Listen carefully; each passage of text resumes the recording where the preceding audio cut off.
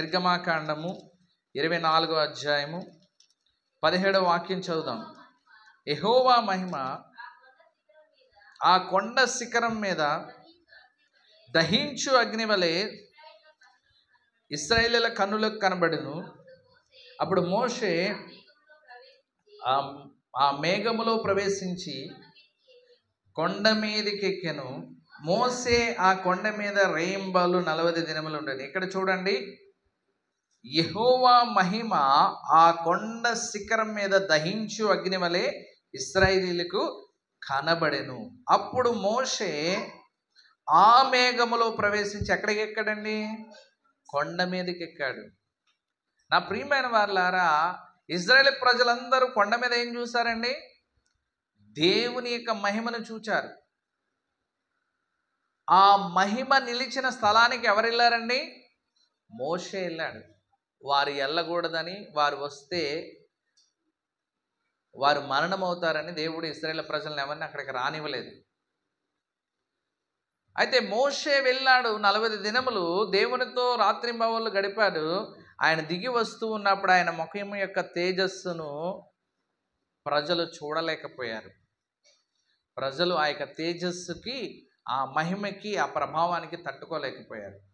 అదేవిధంగా మనము నిర్గమాకాండము 40వ అధ్యాయం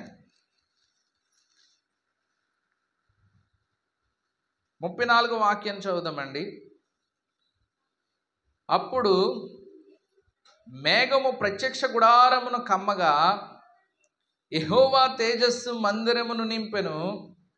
ఆ మేఘము మందిరం మీద నిలుచు చేత మందిరము యెహోవా తేజస్సుతో నిండెను గనుక మోసే ప్రత్యక్ష గుడారములోనికి వెళ్ళలేకుండాను. మోసే ఏమయ్యాడంటండి?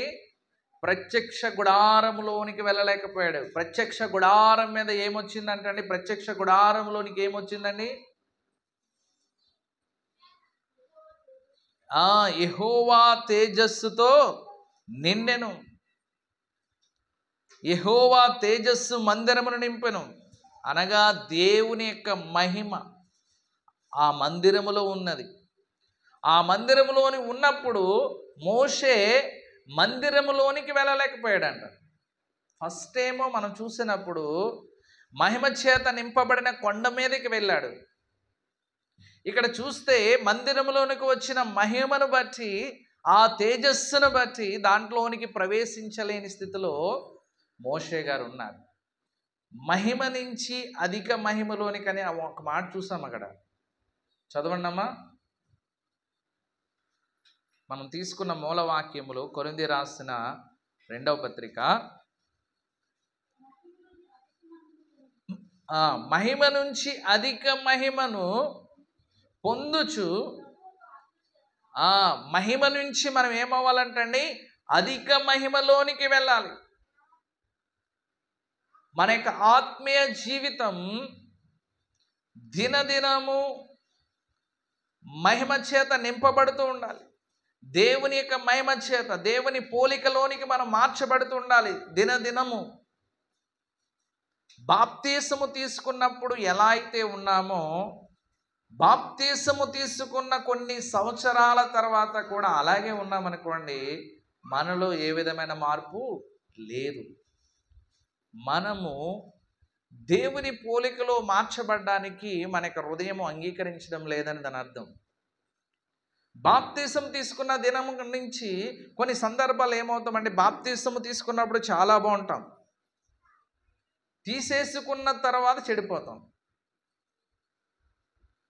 కొన్ని సందర్భాల్లో బాప్తీసము తీసుకోక ముందు ఎలా పడితే అలా జీవిస్తాం, తీసుకున్న తర్వాత ఒక క్రమమైన భక్తి చేస్తాం. అలా కొన్ని సంవత్సరాలు గడిచిన తర్వాత మళ్ళీ పాత జీవితం, పాత అలవాట్లు ఎవరొకరి ద్వారా మళ్ళీ అందులో పడతాం. సో దేవుడు కోరుకుంటుంది ఏంటంటే, అలా కాకుండా మనము క్రమముగా మహిమ నుంచి అధిక మహిమలోనికి వెళ్ళాలంట. మోషే ఫస్ట్ ఆ కొండ ఎక్కగలిగాడు. ఆ కొండలో 40 దినములు ఉండగలిగాడు. ప్రభుతో సంభాషించగలిగాడు. ప్రభుతో మాట్లాడగలిగాడు. ప్రభు ఇచ్చిన మహిమ చేత నింపబడ్డాడు. తిరిగి వచ్చేటప్పుడు ప్రజలు ఆ మహిమ యొక్క తేజస్సు అతని యొక్క ముఖమును చూడలేకపోయారు. అప్పుడు వాళ్ళు ఏమన్నారంటే, మోషే నిన్ను చూడలేకపోతున్నాం,